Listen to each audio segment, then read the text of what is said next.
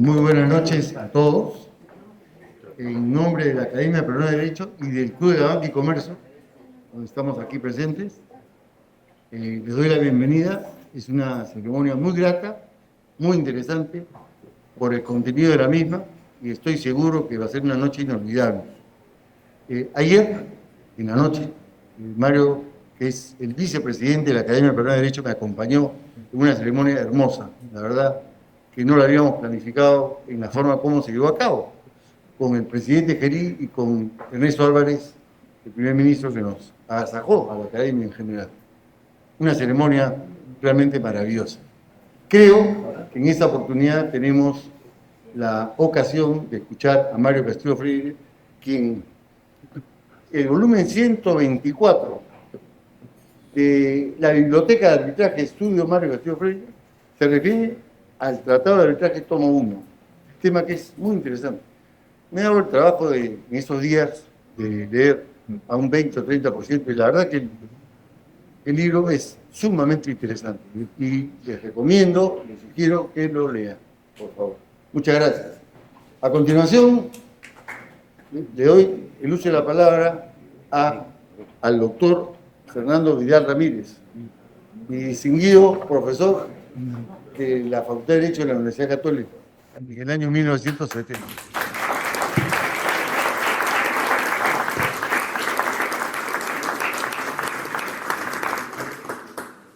Bueno, decía que me siento muy honrado de haber sido invitado a participar en este libro, de ser uno de los presentadores del último volumen de entrega a la comunidad jurídica, nuestro amigo Mario Castillo Freire, con quien me une una amistad fraterna, a pesar de la diferencia de los años, pero creo que tenemos una amistad de nación en las aulas universitarias y en otros ambientes, todo vinculado con el ejercicio de la profesión del abogado y además con el ejercicio de la docencia universitaria. Yo no puedo dejar de recordar, porque trata de un libro de Mario Castillo, no puedo dejar de recordar algo que el doctor Lumen escribió ya hace algunos años. No fue la primera obra, pero sí fue una de las primeras, donde él se declaraba ser víctima de tentaciones académicas. Entonces parece ser que estas tentaciones académicas se han profundizado en su espíritu y es una persona, un doctrinador que no cesa. Permanentemente está presentando las obras de su intelecto. Yo no voy a ocuparme del libro que hoy día se presenta, porque creo que están personas que pueden hablar de ello con mayor propiedad sobre esa materia. Pero yo no puedo dejar de manifestar que Mario se ha paseado por todo el Código Civil. Entiendo que lo único que le falta es el derecho internacional privado. ¿Ya está en camino? ¿Ah? ¿Ya está en camino? No, porque Mario nos lleva desde el título preliminar, pasa por el derecho de persona, sigue por el derecho de familia, continúa por el derecho de sucesiones y se detiene en el Tratado de las Obligaciones. Un libro que es ya un libro que produjo no solamente el intelecto de Mario, sino el intelecto también de Felipe Scarlino. Se juntaron dos realmente virtuosos del derecho que han publicado una obra que se mantendrá vigente durante mucho tiempo. De ahí también a los contratos, donde Mario ha trabajado mucho en la parte de los contratos, los típicos y los no típicos, y después también ha transitado por el campo del acto jurídico, que, bueno, me despertó un poco de celo, pero conociendo el trabajo de Mario, y además también por el libro último del Código Civil, que es el de la prescripción y la caducidad. Yo no tengo sino que agradecerle a Mario la invitación que me ha hecho para que diga unas palabras en la presentación de esta obra sobre el arbitraje, tratado del arbitraje en el Perú, que es un tema de plena actualidad y que seguramente ya está muy bien desarrollado por todos. Te agradezco enormemente y bueno, pues seguimos siendo amigos más que antes, mi querido Mario. Muchas gracias.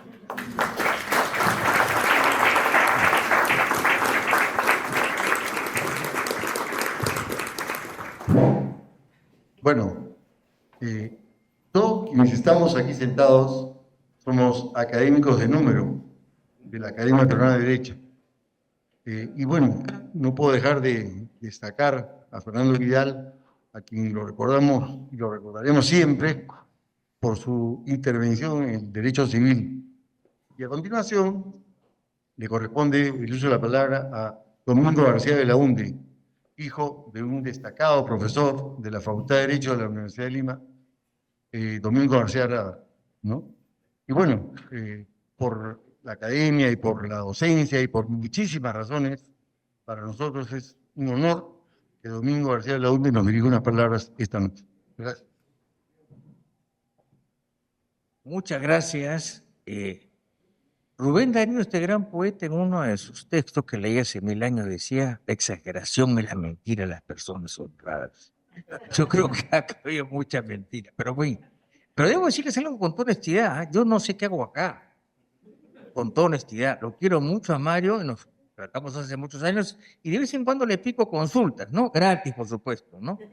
Pero, digamos, yo no soy un experto en arbitraje. Soy árbitro, sí, hace 40 años en la Cámara de Comercio. Me llaman de vez en cuando para unos arbitrajes, ¿no? A Dios gracias que no he tenido mayores problemas, a diferencia de otros, pero no soy un especialista, ni mucho menos. He estudiado cada caso y, en los años que he sido nombrado árbitro, eventualmente nunca me han recusado. Eso no significa nada, pero siempre es una satisfacción saber que nunca me han recusado. Entonces yo creo que estoy aquí más que todo por mi amistad con Mario, ¿no es cierto? Por la cercanía con él y sobre todo porque, aunque ustedes no lo sepan, yo lo conocí primero a su abuelo. Su abuelo fue Juan Lino Castillo, el fundador de los estudios tributarios en el Perú. Entonces yo lo conocí el año 65, 66 y él tuvo la gentileza de invitarme a almorzar un par de veces al Club Nacional. No sé qué debería, honestamente, pero me invitó. Y yo, como consecuencia de eso, lo frecuenté en la revista que fundamos, Tenis, así se llamaba, el año 65, la primera etapa, que es 65, 69. Le pedí un artículo a él y que se llama El principio de la reserva de la ley en el derecho tributario. Son 3 paginitas, pero contundentes, ¿no? Entonces yo traté mucho. Él vivía en una paralela de la Javier Prado, si no me equivoco. Y he ido más de una vez ahí. Y a una oportunidad me dijo, él me trataba de tú, por supuesto, porque yo era pues como su nieto, qué sé yo. Oye, hay unos libros italianos que me interesarían y no sé cómo hacerlos, pero con eso los consigo. Entonces me dio $100 un momento. Yo los voy a pedir y cuando sepa lo que es, usted me lo reitera. Y efectivamente, los pedí a través de un librero italiano, la librería Cosini, que hasta ahora la existe y que la conozco de Florencia, ¿no? Y se los traje y él, emocionado hasta las lágrimas, pues que le había hecho ese favor. No le había hecho el favor, lo hice con mucho gusto, evidentemente.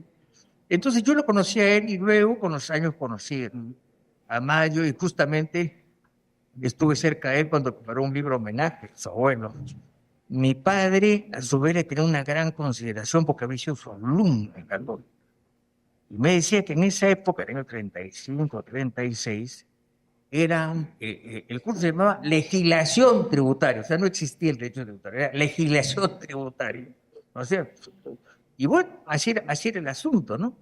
Entonces, esas son pues las razones, ¿no es cierto?, que me han llevado a eso. Y claro, yo soy, digamos, no un árbitro, soy un amateur, un aficionado al arbitraje, que es muy distinto. Ahora bien, cordialmente y con todo cariño, debo decirle a mi buen amigo Mario que le falta desarrollar el aspecto constitucional del arbitraje. Con toda cordialidad, y espero que lo tome de la buena manera. Yo siempre he seguido, porque yo fui muy amigo de Aramburu Menchaca, que todavía descanse, que era muy cercano a mi padre, fue decano del Colegio de Abogados, y él me contó las incidencias que hubo en el año 78, 79 para incorporar el arbitraje a la Constitución del 79, tímidamente, ¿no? Y cómo se reafirma el arbitraje en la Constitución de 1993, en la cual se le llama jurisdicción. Entonces, ahí Vallerriestra, en ese debate, dice que no es jurisdicción, es simplemente una especie, en todo caso, jurisdicción voluntaria. Entonces insiste y se pelea con Lourdes Flores, Vallerriestra, con Chirino Soto y qué sé yo, y al final llega a la conclusión que es bueno mantenerlo de jurisdicción arbitral. ¿Por qué? Porque eso refuerza ese instrumento de solución de conflictos. Y creo que hicieron bien. Entonces tenemos que nosotros en la Constitución del 93 claramente, aunque anticipado en el año 79, que hay una jurisdicción única, que es la normal, y aparte hay tres, por así decirlo, ¿no? O dos, la militar y la arbitral, ¿cierto? Ahora, hay que tener en cuenta que el que más se ha preocupado por el arbitraje, curiosamente, ha sido el Estado. Yo he tenido alguna experiencia con el Estado, que lo voy a mencionar porque han pasado ya como 15 o 20 años, porque es interesante. Cómo el Estado a veces no sabe perder o no sabe aceptar. Hace muchos años, unos 20 años o más seguramente, dieron una ley expropiando todo el sector de Néstor Gambetta que partía en el aeropuerto hacia adelante. ¿Para qué? Para habilitar terrenos para el futuro expansión del aeropuerto. Salió una ley expropiatoria y se acabó, porque eso dice la Constitución, ¿no es cierto? Que las expropiaciones se hacen por ley expresa, por la necesidad, utilidad pública, etc. Lo único que se discute es el precio. Entonces se pusieron de acuerdo las dos partes y no sé cómo me pidieron a mí que presidiese el tribunal. Yo no tenía ningún inconveniente, me presenté, no me vetaron y seguimos adelante. El arbitraje duró 6 o 8 meses. Pero lo primero que hicimos en un arbitraje es decir, bueno, señora, acá lo que se discute es el precio, el monto. Pasamos a las partes. Entonces el Ministerio de Transportes y Comunicaciones, creo que era el ente encargado, su tasación. El metro, imagínense, en Gambetta, por allá por el aeropuerto, vale $10 el metro cuadrado. Bueno, a mí me pareció un chiste, pero bueno, ¿qué vamos a hacer, no? Y la otra parte, el expropiado, decía, no, vale $120 el metro cuadrado. Entonces, yo estaba preocupado con eso, entonces llamé al representante del ministerio, como cosa mía, y dije, buscamos un entendimiento, que entre $10 y 120 es mal. ¿Por qué no se acerca? Se pusieron muy duros, muy bravos, y bueno, seguimos viendo las cosas, calculamos costos de traslado, etcétera, y al final decidimos en esa época pedir una opinión técnica al cuerpo técnico de tasaciones, ¿no? ¿Cuánto vale eso? Y el informe del cuerpo técnico de tasaciones fue que el metro cuadrado valía $90. No 10, tampoco 120, sino 90. Entonces fallamos sobre eso y se acabó. Naturalmente, el defensor se puso hecho una fiera, impugnó el auto ante la Corte Superior, demoró un año esta impugnación, me citaron, ni fui por supuesto, porque tengo que hacer yo ahí, ¿no? Al final me perdieron. Entonces, yo siempre he notado que de parte del Estado, un poco porque no acepta, es cuando yo voy a algún informe en el Tribunal Constitucional y veo que hay un brillante procurador que dice tontería y media. Entonces yo digo, yo los llamo, son mis amigos, oye, hermano, pues, yo que tú no vendría, mando, no, pero hay que saber ceder, o en todo caso te quita, porque realmente es un papelón. Eso es un poco la tarea del Estado que en este país no se ha comprendido. En fin, esto simplemente se los cuento como una anécdota, pero lo importante es que el Estado, pese a eso, ha fomentado el arbitraje y está andando muy bien. Y Mario, pues, ha hecho una biblioteca del arbitraje que me apabulla.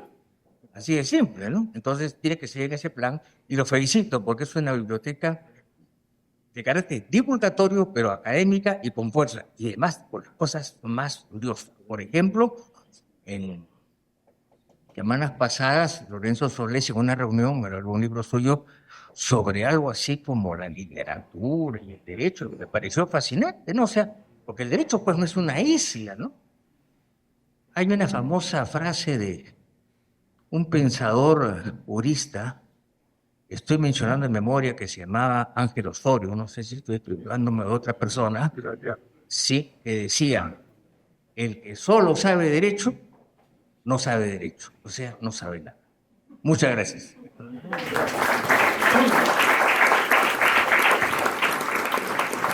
Muchas gracias, Domingo.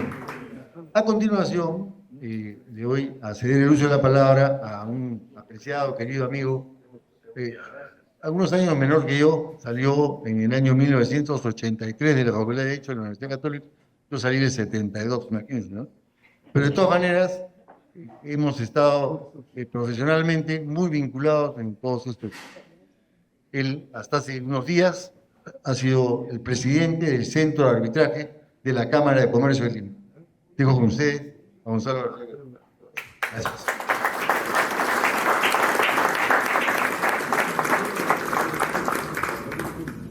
Primero que nada, muchísimas gracias por la invitación. Señor presidente de la Academia Peruana de Derecho, doctor Osvaldo Serio, señor doctor Mario Castillo Freire, vicepresidente y autor de la obra sobre el Tratado de Arbitraje, señores maestros, Domingo García Belaúnde, Fernando Vidal, Elvira Martínez Coco, estimados funcionarios, representantes del Estado, amigos todos. Para mí es un honor poder compartir con ustedes esta mesa y básicamente lo tengo por escrito, no tengo la habilidad, como tienen los maestros, de hablar a capela, sin papel, así que prefiero leer lo que tengo escrito. Quiero empezar recordando el año 2006. Para ser más exactos, mes de noviembre del 2006. Volumen 1, Biblioteca sobre Arbitraje. Volumen 1, denominado El juicio privado, la verdadera reforma de la justicia. La cita de ese primer volumen de esta biblioteca que nos trae el día de hoy citaba a Esquilo en las Eumenias y decía: yo voy a escoger los jueces entre los ciudadanos más dignos y volveré con ellos.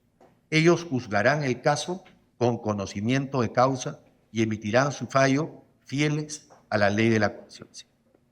Hoy, mes de diciembre del 2025, volumen 124 de la Biblioteca sobre Arbitraje, tomo 1. Estamos presentando la obra escrita por el fundador y promotor de esta iniciativa, que con constancia, esfuerzo y pasión por el arbitraje ha dado frutos durante estos casi 20 años. Y quiero hacer una breve reflexión, luego de escuchar a mis dilectos maestros, a la luz de esta primera cita que he formulado del volumen 1 respecto a los inicios del arbitraje en el Perú como un digno, eficiente y prestigioso medio de solución de conflictos frente al desarrollo conceptual que efectúa el autor en este volumen 124. Específicamente voy a referirme al capítulo denominado El ocaso del arbitraje en el Perú. El autor, como buen académico, estudioso y practicante del arbitraje y observador de la realidad peruana, ha visto el gran crecimiento de esta institución y su desarrollo en el ámbito nacional. Sin embargo, en esta última etapa, el autor ve con una creciente preocupación la intervención del Estado, generando altibajos en su evolución, y una desmedida intervención del Poder Judicial, amén de un deterioro de algunos practicantes del arbitraje que han envilecido la función arbitral como eje fundamental, como pilar de su infraestructura y sostenimiento, ya que se requiere árbitros con una sólida formación profesional y una formación ética para ejercer el rol de neutrales, que no siempre viene acompañando la función arbitral, desvalorizándola y empequeñeciéndola. Disculpen que hable en primera persona, pero me siento totalmente identificado con la realidad que expresa el autor, concretamente en el capítulo 1 y 2 de la segunda sección del tomo 124 antes mencionado. y habla sin tapujos de los llamados enemigos del arbitraje. A los inicios era un honor ser árbitro. Desde hace muchos años que dicto el curso de arbitraje, hace más de 30 años, cuando me preguntaban dentro del arbitraje privado cuál era el principal requisito para ser árbitro, yo respondía, y sigo respondiendo, y sostengo, que el principal requisito para ser árbitro es gozar de la confianza de las partes. No hay nada más satisfactorio y enaltecedor que los dos litigantes en conflicto, con sus respectivas defensas, consideren que una persona va a actuar con rectitud, que vas a estudiar los hechos, que le vas a dedicar tiempo, que vas a valorar las pruebas para resolver su controversia en justicia, que vas a actuar dentro del marco de la ley o de la equidad, que vas a explicar las razones que te llevan a decidir en uno o en otro sentido, porque hay una convicción real que las pruebas aportadas llevan a ese resultado y sobre todo las partes, como confían en ti, respetan esa decisión. Yo no soy por naturaleza pesimista, pero sí veo, al igual que su autor, una gran preocupación en relación al deterioro de esta institución, básicamente en relación al arbitraje con el Estado y no tanto frente al arbitraje privado. ¿Quién no va a querer tener una sentencia que resuelva el conflicto en menos de un año? ¿Quién no va a querer una sentencia que haya sido expedida por un árbitro conocedor de la materia controvertida, que goce de solvencia en el ámbito académico? ¿Quién no va a querer un procedimiento célere, con reglas claras, con plazos establecidos, con garantías, con decisiones articuladas? Es evidente que todo el mundo va a querer un tribunal de esa naturaleza. Sin embargo, la realidad no es lo que los libros señalan como las grandes ventajas del arbitraje respecto al Poder Judicial. En efecto, hoy día los procesos, no todos, sin duda, en donde interviene el Estado, no siempre son céleres. Los plazos arbitrales no se cumplen, se cambian las fechas, las solicitudes o recursos de modificación de las reglas primigenias se admiten bajo el pretexto de la llamada flexibilidad procesal arbitral. Algunos laudos no son acuciosos y el Poder Judicial anula incluso los que sí lo son. La ley de contrataciones establece criterios diferentes para la actuación en los arbitrajes entre particulares y el Estado. Esta realidad, reflejada en los capítulos antes citados del libro del doctor Mario Castillo Freire, ¿tendrán solución? Yo creo que sí, pero se requiere que todos los actores del servicio de administración de justicia privada, llámense abogados, defensores, árbitros, partes en conflicto, jueces e instituciones arbitrales, tengamos las reglas claras y no se cambien reiteradamente y sin ningún conocimiento de la naturaleza de esta categoría jurídica. ¿A qué me refiero? La ley de arbitraje, el decreto legislativo 1071, no ha requerido mayores cambios desde su creación en el año 2008. La principal modificación tiene como eje el arbitraje con el Estado, la cual, mediante la ley de contrataciones y adquisiciones, ha sufrido muchísimos cambios a lo largo de estos últimos 20 años. El Estado prefiere el arbitraje institucional sobre el ad hoc, el arbitraje de derecho sobre la equidad. Ha establecido requisitos para ser árbitro, primero con el Registro Nacional de Árbitros, ahora con el Registro de Instituciones Arbitrales en el OES, en el REGAJU, en todas las siglas que se les pueden ocurrir, con exigencias formales ridículas para los árbitros, como la declaración jurada de intereses para cada institución del Estado en la que ejerce la función de árbitro, como si los árbitros fueran funcionarios públicos, exigiéndole especialidades acreditadas en derecho administrativo, contrataciones, etc. Esto ha llevado a que algunos buenos abogados no quieran participar en arbitrajes con el Estado. Yo creo, sin embargo, que hay que dar la pelea tanto a nivel legislativo como a nivel judicial para retomar el cauce del prestigio de esta institución. Y voy a tomar unas palabras que gentilmente ha señalado Osvaldo respecto a los casi 2 años que estuve de presidente del Consejo Superior de Arbitraje de la Cámara de Comercio de Lima, que es sin duda la principal institución que ha dado esta batalla, tanto a nivel legislativo, logrando desactivar torpedos, proyectos de ley que iban directamente a la línea de flotación de la institución arbitral mediante informes de destacados juristas, proyectos que pretendían, como ya lo he comentado, equiparar la función del árbitro con la función pública, procesos proyectos del Poder Ejecutivo, donde se creaban comisiones que buscaban judicializar esta institución, para lo cual la Cámara de Comercio aceptaba integrar las mismas y daba la pelea desde adentro, explicando, tratando de hacer docencia, explicando el punto de vista institucional desde dentro de cada una de las comisiones. Y por supuesto también a nivel judicial, donde mediante congresos, donde expertos académicos nacionales e internacionales, estudiosos del derecho, con mucho respeto, sin duda y altura, señalan los errores de la judicatura en los recursos de anulación que han crecido exponencialmente. En los inicios, en el volumen 1, en el año 2006, los casos de anulación del laudo eran de aproximadamente 1 o 2%. Hoy, 2025, estamos alrededor del 18% de causales de anulación del laudo en los procesos arbitrales. En consecuencia, no me extiendo más en estas reflexiones a la luz de lo que ha escrito el autor. Reitero lo que ha mencionado el doctor Kunzhoff. Lean la parte que estoy conectando a los enemigos del arbitraje, sumamente interesante, cuya obra aporta sin duda en el quehacer académico y a la práctica del arbitraje, felicitándolo nuevamente y esperando que libros como el suyo permitan lograr una mejora futura de la institución arbitral. Muchas gracias.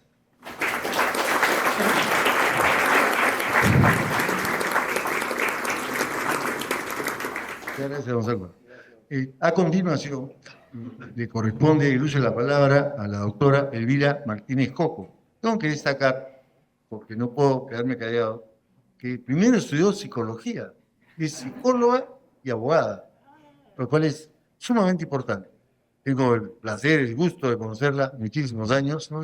Y bueno, en realidad, pues como un comentario final, hay tres tipos de académicos. Los académicos honorarios, que todos son extranjeros, juristas extranjeros, académicos eméritos, que son muy pocos, ya de cierta edad, y los académicos de número, que somos 30.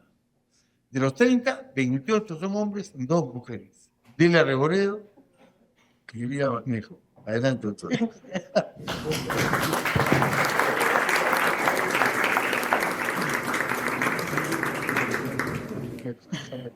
Doctor Osvaldo Kunzhoff, el presidente de la Academia Peruana de Derecho, doctor Mario Castillo Freire, autor de la hermosa obra que presentamos hoy día, doctor Domingo García Belaunde, doctor Gonzalo García Calderón. Señoras y señores todos, la obra de Mario Castillo Freire sobre temas de arbitraje, actualizada y unificada con Alex Manuel de la Cruz Peña, nos ofrece un análisis profundo de temas arbitrales, puntuales y además una visión crítica y reflexiva de los problemas que sobre todo se presentan en el arbitraje de contrataciones con el Estado. Esta obra nos revela además al docente Mario Castillo Freire, quien a lo largo de su vida ha dado oportunidades a jóvenes valores del derecho que hoy brillan con luz propia. Su obra incluye algunos trabajos que originalmente fueron escritos con Ricardo Vázquez Kunze, Verónica Rosas Verastaín, Maciel Silva Santiesteban Amezquita, Yanina Molina Agui, Alonso Bedoya de Negri, que lo he visto por ahí también, Gina Vargas Herrera, Irene Martínez Cárdenas, Rosana Rosales Vázquez y Rita Sabroso Minaya, que nos estará viendo desde el cielo. La obra de Mario Castillo Freire tiene 4 secciones. No me voy a dedicar, obviamente, a la que ya ha hecho referencia Gonzalo. La primera sección está dedicada a las consideraciones generales sobre el arbitraje, en la que se ocupa de los orígenes del arbitraje para después definir al arbitraje y analizar el desarrollo legislativo del arbitraje en el Perú, destacando que el arbitraje brinda una solución de conflictos más rápida, que ofrece la mayor especialidad de los árbitros, así como el control de las partes sobre las reglas del proceso y una mayor predictibilidad sobre las decisiones.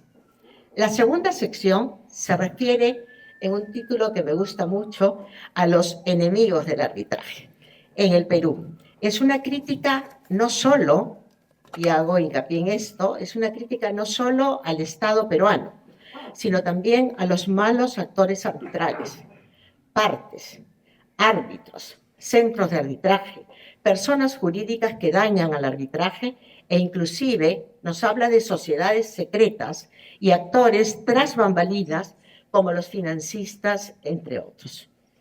Mario Castillo Freire efectúa este análisis con gran claridad, pero también con un innegable sentido del humor. Refiriéndose a un caso, nos dice, ficticio de Toro Bravo, que obviamente es más real el caso que nosotros mismos. Cuando lo lean se van a dar cuenta.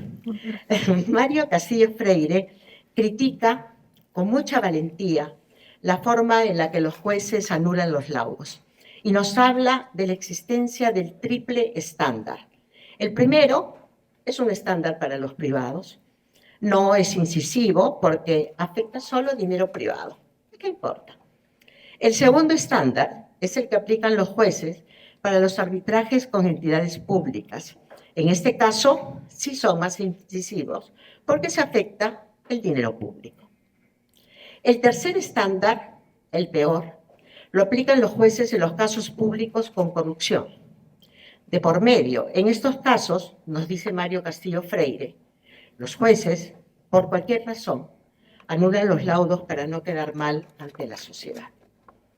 El autor también evidencia cómo este estándar es abordado de manera indebida por fiscales y jueces, persiguiendo en el Poder Judicial a los árbitros, desconociéndose la presunción de inocencia y aplicando una presunción de culpabilidad que solo está en sus mentes. Mario Castillo Freire critica, entre múltiples cosas, los absurdos lógicos a los que se llega con esta aproximación prejuiciosa en casos de corrupción, en la que, primero, no se tienen en cuenta los elementos objetivos del caso, porque simplemente se presume que todos los árbitros que participaron en un proceso en el que una de las partes era corrupta, sencillamente también son corruptos. Segundo, porque se presentan informes de supuestos peritos expertos que afirman que era imposible jurídicamente fallar en determinado sentido, ignorando que el trabajo arbitral y el derecho son fundamentalmente interpretativos. Tercero, se ignora la actuación individual del árbitro que hizo un voto singular o un voto parcial en favor del, entre comillas, corrupto. Todos. Quienes votaron a favor, quienes votaron en contra, quienes votaron de manera parcial, todos, señores, entran en el mismo saco. En cuarto lugar, no se tiene en cuenta si existió o no un nombramiento de alguno de los árbitros en defecto por el centro de arbitraje, ignorándose que esto rompe el nexo causal con la corrupción ad inicio. Se genera también la tendencia de que el Estado pierde la gran mayoría de casos sin importar que medie corrupción o no. Y si ustedes ven las estadísticas, esto no es cierto. Con modificatorias se destruye la especialidad de la defensa de la Procuraduría Pública sin tener en cuenta la regionalización, la descentralización y la especialidad de los organismos del propio Estado. Nos dice que no entienden cómo funcionan los honorarios de los árbitros, calificándolos de soborno encubierto.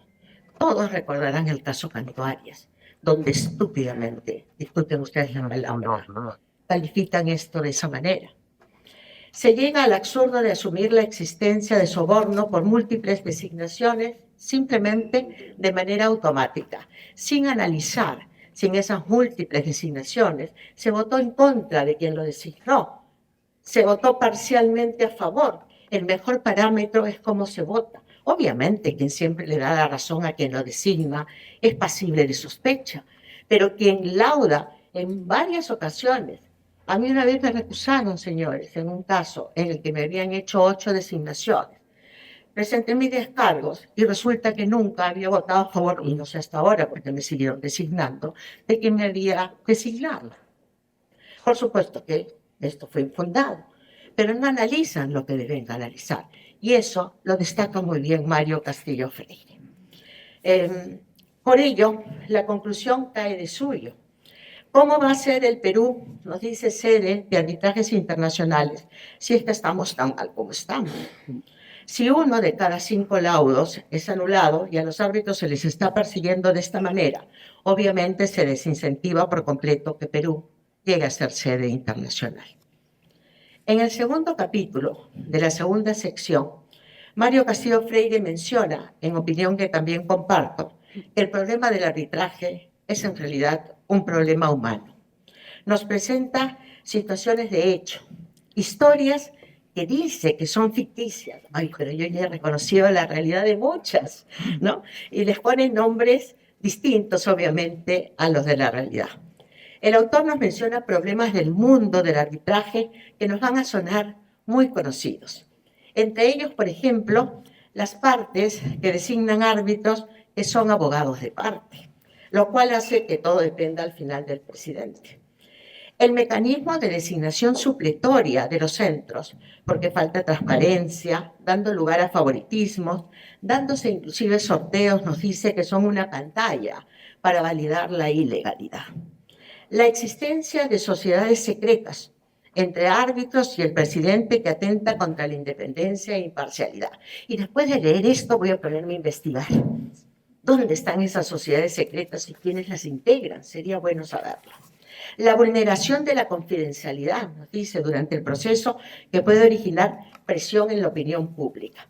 Nos dice, y también estoy de acuerdo, que es un problema moral la falta de revelación de los financiamientos de terceros. Nos habla también de los auspicios pagados en eventos académicos, equiparándolos con la prostitución del conocimiento. Critica a las empresas que hacen rankings de los árbitros y abogados, distorsionando la realidad, porque muchas de estas exigen un pago para usar el logo vinculado con dicho ranking. De su obra, en la que Mario Castillo Freire nos cuenta anécdotas de árbitros, secretarios y partes, sin mencionar los nombres, a quienes les pone pues nombres ingeniosos y divertidos. Ahí nos habla, entre otros, del árbitro matón de esquina, del secretario coimero, de los votos singulares que contestan el laudo en mayoría para sembrar nulidades, de la recusación del tribunal en mayoría 4 días antes del vencimiento del plazo para laudar, porque el recusante, obviamente, ¿no? Uno de los árbitros, era un chasqui. Y este lo reconocí inmediatamente porque fue un caso nuestro en el que la Cámara de Comercio de Lima, ante la renuncia del doctor, después de absolver la recusación, le dijo, no, te quedas. Nadie más alegre que yo en ese momento, porque no quería que se fuera mi presidente y quería salir del tema de una vez, ¿no? Y así fue. Terminamos laudando y no hubo ningún problema. Las partes nos dicen también que aceptan el lobby y los abogados o realizar temas profesionales en favor de una de las partes. Los centros y tribunales de arbitrajes amañados, los truchos, que ya tienen nombre y apellido, ¿no? Los centros de arbitraje que cobran derecho de ingreso o derecho de piso para la lista, ¿no, Gonzalo? ¿Qué pasó? Me contaste, ¿no? Bueno, es imposible hablar en tan corto tiempo de tan profunda y entretenida obra. Una obra que se va a convertir sin duda en lectura obligatoria para todos los operadores arbitrales. Así que no me queda otra cosa que invitarlos a leerla. No sin antes decir que esta obra, escrita desde la visión del autor como árbitro, desde su trajinar como abogado en procesos arbitrales y desde su experiencia vívida en una acusación penal sin sentido, trascenderá los tiempos y marcará su obra jurídica. Finalmente, no tengo pruebas, pero tampoco ninguna duda que esta obra, producto de toda la vida arbitral de Mario Castillo Freire, solo ha sido posible gracias al apoyo en la coautoría de alguna de sus partes de una gran árbitro, pero sobre todo de una gran mujer que ha estado a su lado no solo en los mejores momentos, sino también en los peores, en aquellos en los que el acero se tiembla ante el fuego de las vicisitudes, en aquellos en que los amigos se cuentan con los dedos de una mano. Por ello, termino felicitando a Mario y a Laura, porque como dijo Saint-Exupéry, con su vida en común, nos han enseñado que amar no es mirarse el uno al otro. Amar es mirar juntos en la misma dirección. Gracias.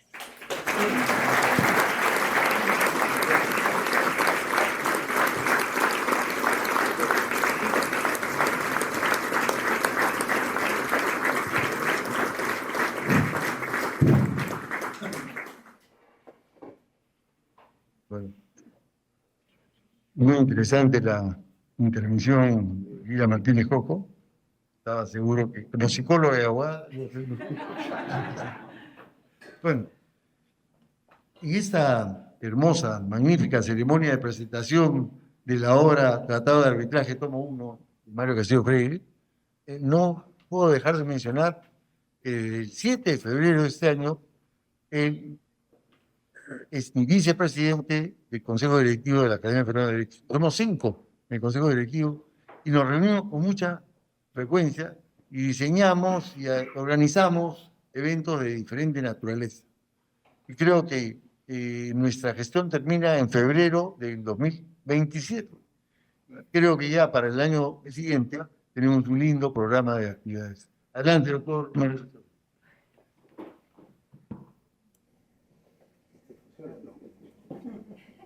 Gracias.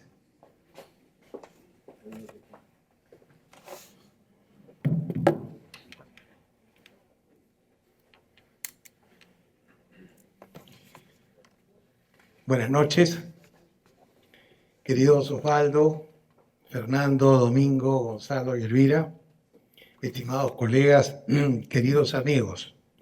Ante todo, quiero agradecer profundamente las muy generosas palabras de mis muy apreciados compañeros de la Academia Peruana de Derecho, que me han hecho el honor de presentar la obra, por quienes guardo el mayor afecto y reconocimiento personal, profesional y académico.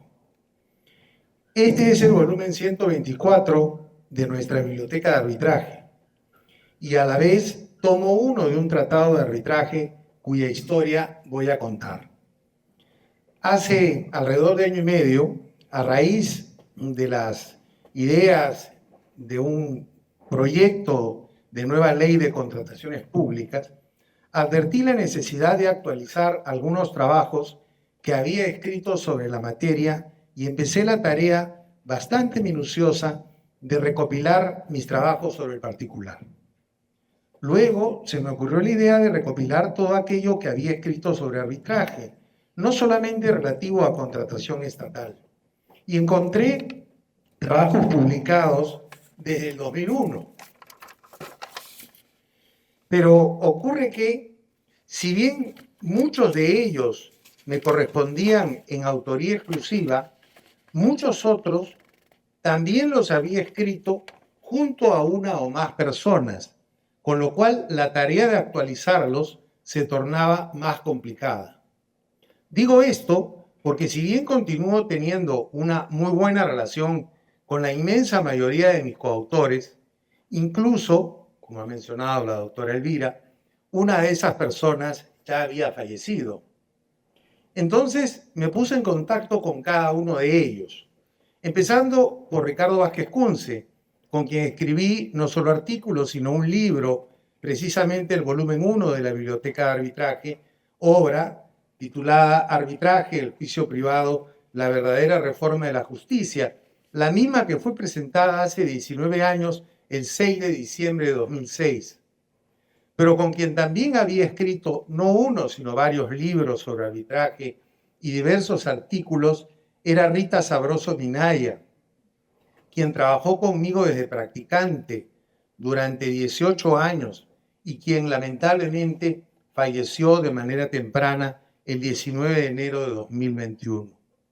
Así, conversé con su esposo aquí presente, Jorge Ágreda Aliaga, a quien, al igual que a Ricardo, pedí autorización para actualizar nuestros trabajos dentro del marco de una nueva obra titulada Tratado de Arbitraje, que los iba a sistematizar con un orden distinto y con una lógica también diferente.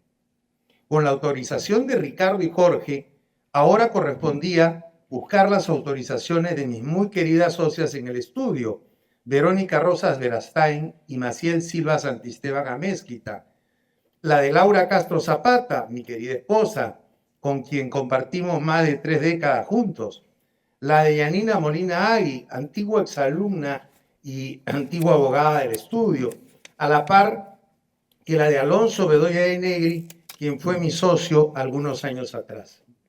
Lo propio hice con Gina Vargas Herrera, muy conocida árbitro con quien también había escrito. También convoqué a Irene Martínez Cárdenas, destacada miembro del Servicio Diplomático de la República, y Rosana Rosales Vázquez, apreciada abogada en la administración pública. Ambas fueron practicantes de mi estudio en sus años universitarios. También agradezco los valiosos consejos y comentarios de Giselle Moreno Cavallini, querida socia de mi estudio. Pero el trabajo de actualización y sistematización lo hemos llevado adelante con un académico muy valioso, a quien creo haber descubierto como académico, el abogado Alex Manuel de la Cruz Peña, con quien emprendimos el reto de poner al día textos que no habían sido escritos por él, pero con el deber común de mantener la línea teórica de cada uno de esos trabajos. Por todo ello, estoy muy agradecido a todas las personas que acabo de mencionar. La idea de escribir este tratado, cuyo tomo 1 estamos presentando, no ha sido la de recopilar trabajos actualizados, sino de escribir con un orden lógico sobre nuevos temas, aprovechando la riqueza de todo aquello que hemos escrito a lo largo de los años, materiales que, como es natural, se hallaban dispersos y la mayoría de ellos fuera de tiempo. Pensamos que esta obra, con el tomo 1 y los sucesivos, podrá aportar a la difusión del arbitraje en materia académica con textos de plena actualidad. Creo en el arbitraje y sigo creyendo en él. Después de 27 años de haber defendido mi primer caso y de 24 de haber sido nombrado árbitro por primera vez. Esto, a pesar de los sinsabores que trae el oficio, pero optimista en la creencia de que el tiempo se encarga de poner las cosas en su sitio. Soy consciente, además, de todos los problemas que tiene el arbitraje, algunos provenientes del Estado y otros, no pocos por cierto, originados en el propio medio arbitral, de cuyo tratamiento me ocupo en el libro. Pero esta obra constituye sobre todo, lo digo de todo corazón, un homenaje a quienes han trabajado y trabajan conmigo y por quienes guardo el mayor afecto, cariño y agradecimiento. He querido que el tratado de arbitraje sea un homenaje a todos ellos, la mayoría de los cuales han sido mis discípulos, si no en la universidad, en la vida profesional. Y aprovecho la oportunidad para agradecer la presencia de todos ustedes esta noche. Magnífica oportunidad para darnos un abrazo por Navidad y fin de año. Muchísimas gracias.